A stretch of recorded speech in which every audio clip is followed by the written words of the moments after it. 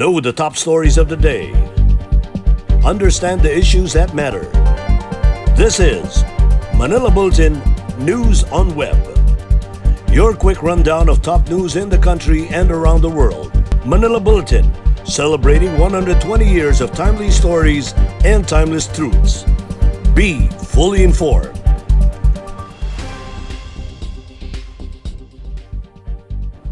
Hi, I'm Barbie Atienza. This is MB Now, and here are your news on web. Malacanang has appealed to pork traders to reconsider their pork holiday protest against the price ceiling on the meat products for the sake of consumers. According to presidential spokesman Harry Roque, the government hopes the pork retailers will continue to sell their products as it offered transport subsidy and financial aid to local vendors. As some pork retailers plan to protest the price cap, the palace has also backed the proposed consumption of meat alternatives. President Duterte recently ordered the imposition of a 60-day price ceiling on select pork and chicken products in Metro Manila after prices surged due to a supply shortage caused by the African swine fever outbreak.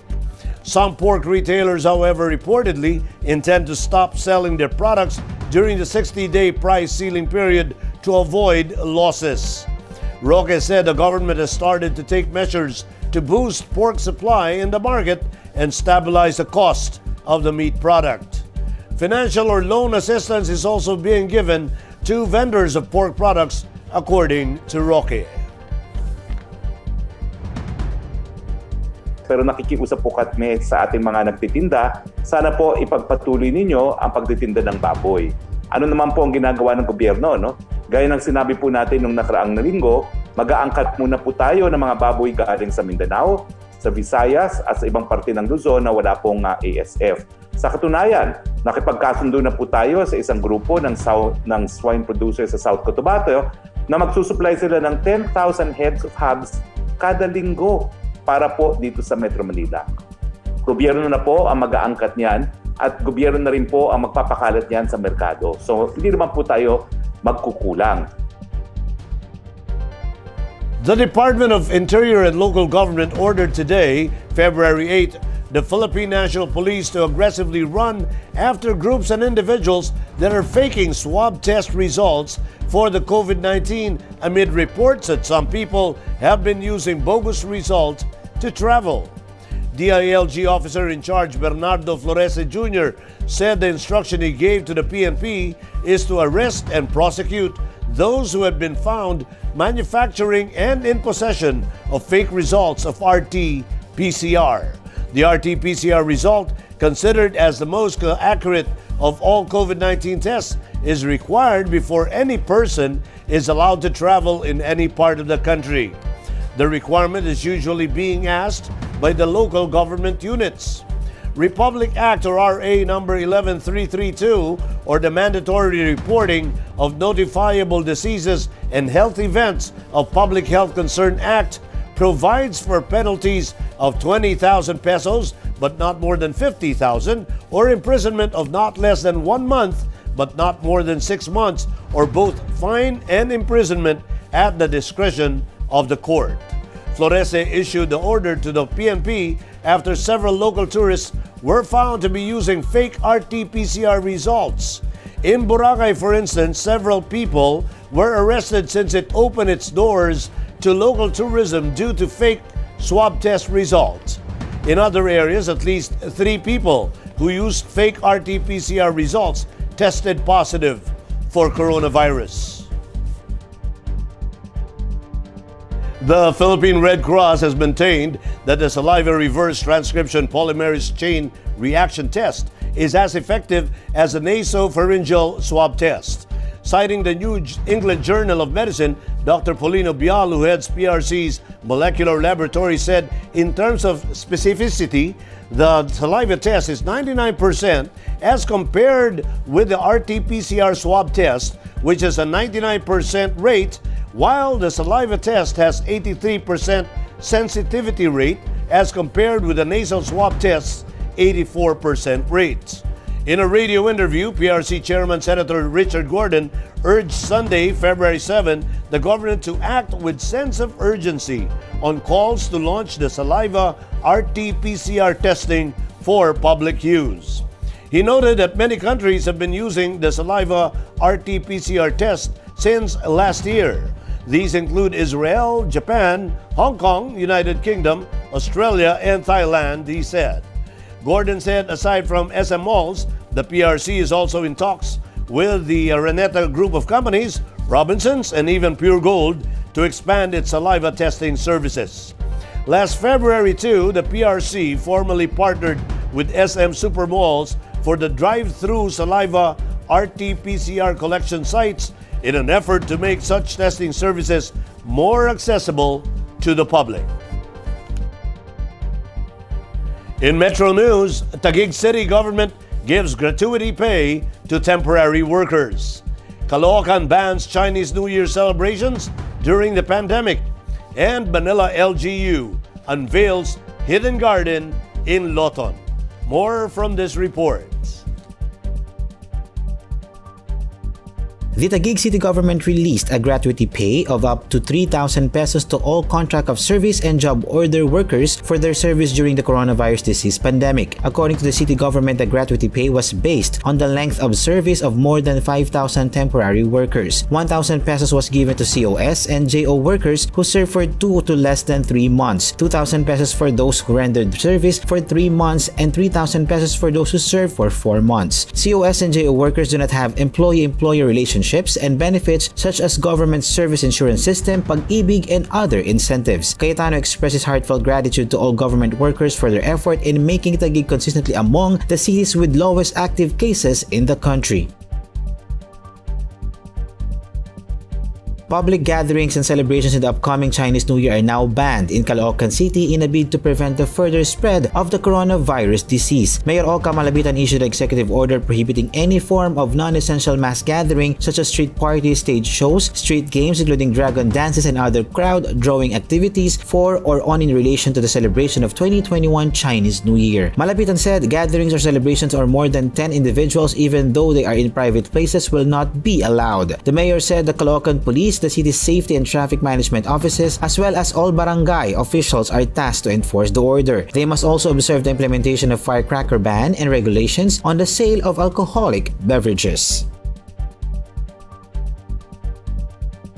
The city government of Manila on Saturday unveiled the newly renovated Lacson Underpass, which has been converted into a hidden garden in Loton. Manila City Mayor Francisco Isko Moreno Dumagoso, along with other government officials, inspected the newly renovated underpass. The underpass is dubbed as the hidden garden in Loton since it now featured a garden full of various plants and coffee shop that will serve tourists local coffee. It is a safe spot for tourists and local coming from Intramuros to relax and unwind because it is an open space. Health authorities said the coronavirus disease is more easily transmitted in confined spaces than in open-air spaces. The Lacson Underpass is now added to the list of available green spaces in the city. Dumagoso said he plans to create more green spaces in the capital city. Here are the top news in other parts of the country. Boracay hotels and resorts mandated to establish isolation and quarantine facilities. Heavy rains and floods forced Tacloban City to suspend classes and work in government. And troops seize another Abu Sayyaf harbor site in Sulu. Here now are the details.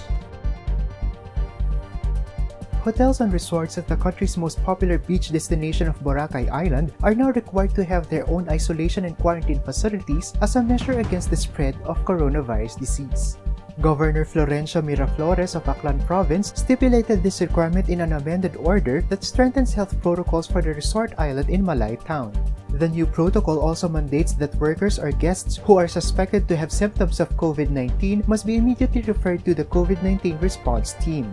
They will likewise be taken to Siriaco Estirol Hospital to be assessed and whether or not they will undergo swab test. Work and classes in all levels were suspended in Tacloban City on Monday, February 8 due to heavy rains and flooding in some areas. Mayor Alfred Romualdez issued an executive order on class and work suspension except for those involved in the maintenance of peace and order, disaster risk management, health and sanitation, and traffic management. The issuance of the EO was due to a low-pressure area that affects most of the Visayas and Mindanao region. The Philippine Atmospheric Geophysical and Astronomical Service Administration, or PAG-ASA, warns of possible flash floods or landslides during moderate to heavy rains in Visayas, Bicol region, Caraga, Northern Mindanao, and Davao region.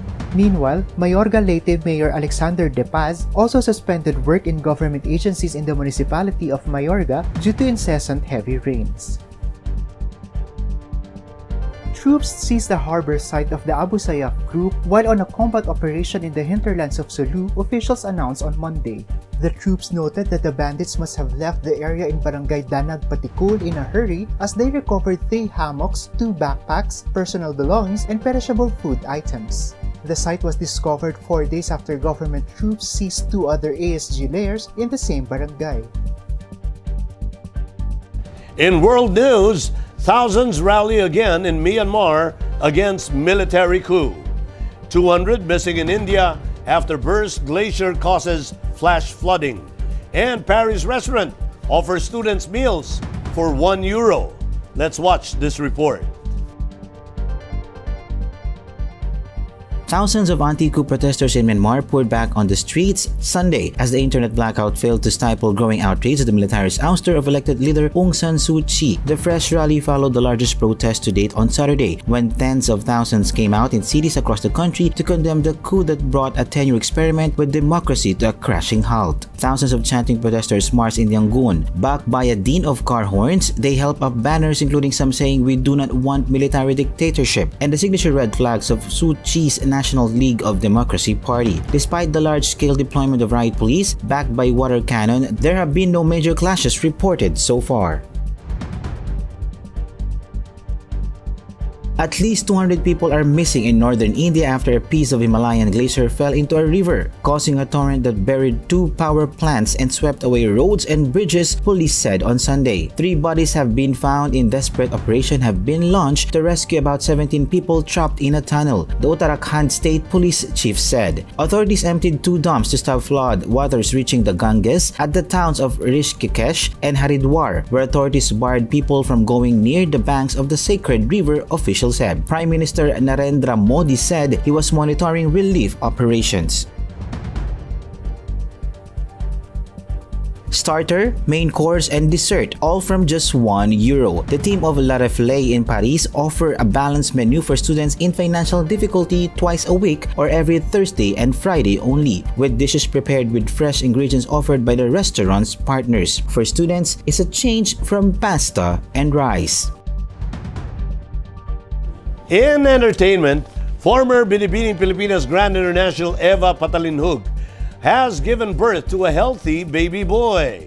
Eva broke the good news on social media, saying that giving birth is the best gift she ever had. Eva's son was born last February 4, weighing 8.7 pounds. He was named Fredrick Evan. The Cebuana beauty queen represented the Philippines at the Miss Grand International 2018 beauty pageant in Myanmar. Prior to Binibining Pilipinas, Patalinjug was former Mutianang Pilipinas title holder. She also took up law at the University of San Carlos in Cebu City.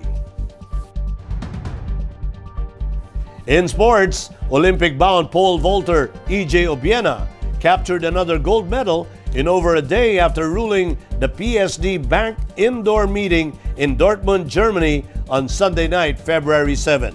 The 25-year-old Filipino prevailed over German Oleg Zernickel in a jump-off at 5.68 meters after both posted 5.65 meters on their first attempt in the 7-man competition. But despite Obiena's gold feat, it was a few centimeters lower than his performance at the IASTAF indoor meet in Berlin early Saturday, where he cleared 5.80 meters for the gold medal and a new national indoor mark. This was Obiena's 3rd tournament in 2 weeks, using the indoor season as a springboard to the 2021 Tokyo Olympics, slated on July 23 to August 8. And those are the news on web today, February 8, 2021. For more news and details, get your copy of Manila Bulletin newspaper tomorrow or log on to www.mb.com.ph. You may also subscribe to our newsletter through the link on this video's caption to have the day's latest news delivered to your inbox. I am Barbie Atienza for Manila Bulletin. Join us again tomorrow. Well, this has been MB Now. Be fully informed.